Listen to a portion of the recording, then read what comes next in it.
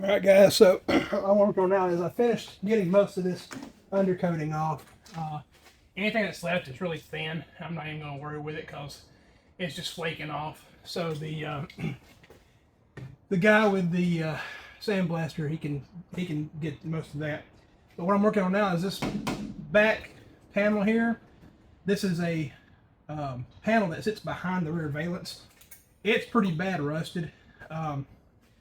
And in fact, whoever did body work on this before, they had welded this big piece of C-channel up in here and actually had it encapsulating the bottom side of it and had this welded between the frame rails. The problem is they put the C facing up and it was filling with water and dirt and rust. So I sort of get it, but they should have at least put some holes in it to drain or clear out or whatever. But it's a proper 1/4 inch thick, 1.5 inch C-channel. But what I'm doing now is I'm cutting this panel out. I'm going to do similar to what they did. The thing about this panel, really, besides just being a stiffener between the frame, what it's doing is it has the hangers for the fuel tank. I don't need them anymore. So I'm going to go ahead and cut this panel out, and I'm going to come back with a piece of flat beam iron, just flat cold roll steel, and I'm going to weld between the frame rails to stiffen them up, but it's just going to be a flat piece. That way it won't catch anything. But that's what I'm going to do now. I used a cutoff wheel on an angle grinder to get that big chunk off the bottom. But I'm going to use a body saw. This is pretty thin sheet metal. But this is all that was here from the factory. They put that big chunk of angle iron or C-channel in there whenever they were doing all the rest of the repair. And after doing all that needle scaling underneath this thing, there's a lot of holes I got to fill.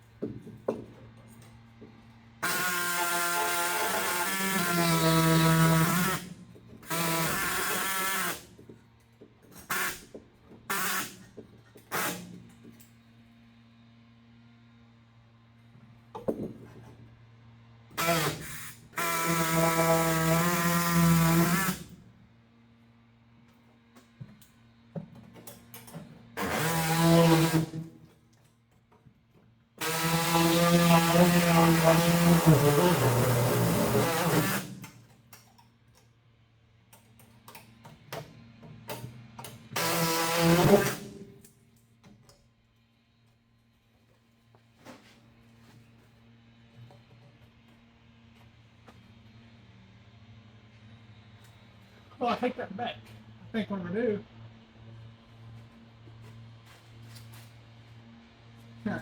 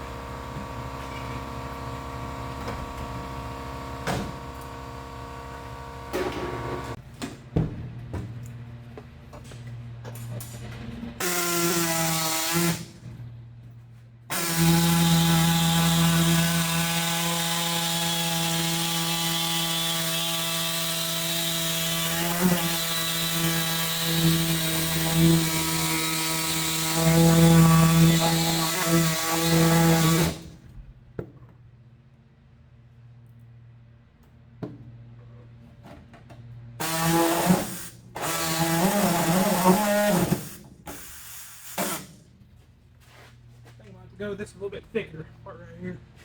Use the grinder.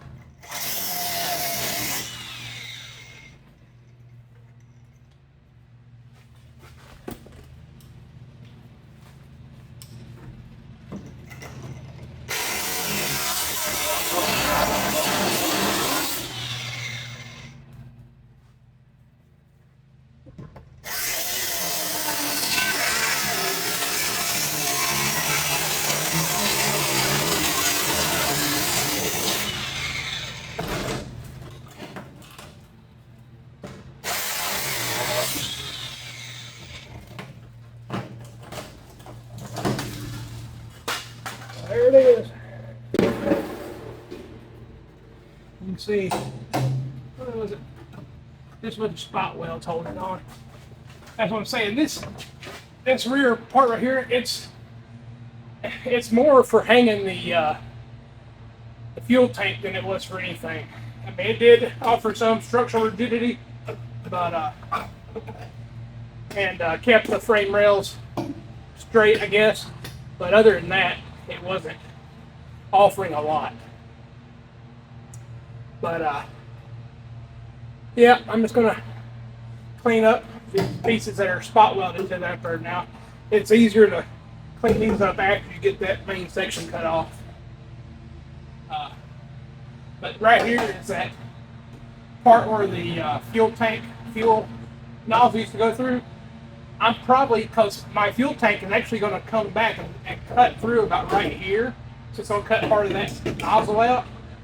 And what I'm going to do is I'm going to cap that off beside the trunk the same way I'm going to make a box that's just slightly larger than the fuel tank. And I'm going to make a box that's that'll sit here. It's got a bottom, and that will hang down here, and it'll basically cut part of these front hangers off. This right here was the hangers for the straps for the fuel tank, and then here's the back ones. But cutting part of that right there out, the part of this floor, and what I'll do is I'll more than likely reuse part of this floor where these die grooves are in to stiffen up the bottom of it. But because this floor is pretty solid for the trunk. But like I said, I'm gonna cap part of this here off, and then that box will sit down there. And I've got the fuel tank ordered. Hopefully it'll be here this week sometime. I know the measurements on it, but I wanted to wait just so I can measure it myself. And I've got all the metal I need to make the fuel tank box. So I'm set up for that. I just wanted to make sure and get because that guy's coming on the 15th to do the sandblasting, and I want to make sure. I want him to do that first before I start cutting into a lot of stuff. But this is one piece that I knew could cut off that I wasn't going to be missing. So like I said, right here is the frame rail. And once I get this cleaned up, I'm going to just take a piece of 1/4 inch flat stock and maybe make it, I don't know, I might make angle iron, not C-channel. Since I had this cut out, go ahead and take that angle iron, put the flat part up top, and let the bottom hang and just bring it up here and weld it in between. That's more likely what I do. Yep. Take a piece of angle iron, probably 3-inch angle iron, and let it. The front part of this panel is right here, so let it hang this way. Let the flat part sit this way. That'll weld in between the frame, and then the other angle will hang vertical. And nothing will be able to get up in there and get trapped. So that's the other part. I'm setting this up so once I get all the body work done, I won't have to worry as much about cleaning inside the frame rails. Whenever I go and get the frame rails fixed and welded up and get everything welded up. And I've also ordered the frame rail extensions, the frame connectors from Control Freak. That way, once I get the floor in, I can pop those on and weld those in too. But anywhere where there could be some type of egress of water into the frame rail, not only am I going to coat the inside of it with POR 15, along with the rest of these frame rails, I'm going to seal it up from the outside. So water can't get into them. But I will have, some drain holes, small drain holes along, but I don't want to just have holes in the side of it where water just flows in. But yeah, I'm going to clean this up right here now. Get all this sheet metal off that doesn't need to be here. But this automatically looks 1,000 times better. And like I said, I really don't have to do much with this rear end as far as, getting it set back up for the original fuel tank. I don't have to have it. So that's in itself awesome. I don't have to have that. Trying to think, there's nothing else right now besides cleaning up all this, spot welded parts. But, that felt good to get that off. I've been thinking about that. So now that that's off, I can get this hole in the trunk here fixed. And but like I said, after the 15th, when he comes and works on this thing on the 15th, the interior of the car, any of the body of it that is decent, I'm going to spray on an epoxy primer. I already had it. I'm going to, the guy's going to do most of the blasting on this car in the tent here. I'm probably going to have him work on the hood, the fenders and all that first. Hopefully it's good weather out that day. If it is, I'm going to have him set up outside the tent. I'm going to let him go ahead and spray those first while he's, when he finishes up those and comes in here and starts working on this, I'm going to go ahead and spray the fenders and the hood and all the other parts. There's a lot of little miscellaneous metal parts that I have to have, but I'm going to spray all those with a gray epoxy primer from Eastwood. And then when he's done with the frame, I'm going to come in and anything on the frame that doesn't need to be welded, I'm going to spray with epoxy primer. Anything that I have to weld up, like where the frame connectors are going to be, any of the floor pan parts, any of this right here, I'll come back so far with that epoxy primer, but then that's it. I'm not going to come past that, so I'm going to weld all this up and then come back, clean it up, and spray it then. And I'm toying with the idea. I've talked to my wife about this. I pretty much have everything I need to do a paint job on this. I learned pretty good from doing it. And so what I'm going to try to do is I'm going to try to get some samples of that paint that I'm wanting to use. And I might try doing a few parts myself. Like this rear valence here or even that front valence. Stuff that really can't be seen unless you're down there looking at it. I'm going to try doing it myself and seeing if I can actually spray this paint. This paint, it's a really good paint. It's that dark, that matte dark blue. The thing about the matte paint, it doesn't hide imperfections, but without having gloss, you really can't see a lot of that. From what I've read, you can't see a lot of that depth, issues where you have fish eyes and stuff like that. I'm gonna go ahead and we'll go in here. The neighbor's mowing, I guess.